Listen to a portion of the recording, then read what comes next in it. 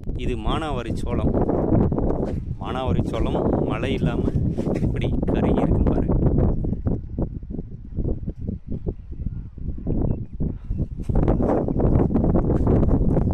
அதாவது 3ல் 1 பங்கு மட்டுமே தேறி இருக்கு. எல்லாமே ஒரே மாதிரி உழவு, ஒரே மாதிரி எல்லாமே வெயில்னால அந்தளவுக்கு மழையே இல்லை.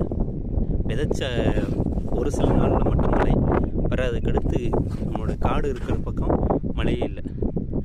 அதனால் மானாவாரி சோளம் முழுக்க நமக்கு முழுக்கன்னு சொல்ல முடியாது, முக்கால்வாசி இழப்புதான்.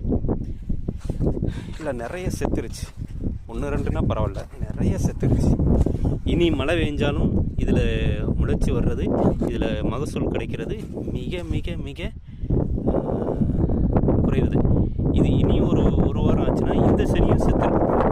அந்தளவுக்கு மோசமாக தான் இருக்குது செடி. இதெல்லாம் சோளம் அந்தளவுக்கு இன்னும் பேசுகிறதுல. அதாவது மழையை நம்பி மட்டும் மானாவாரி பயிர் செஞ்சோம்னா இதே தான் நடக்கும். இதெல்லாம் தப்பிச்சிடும். இது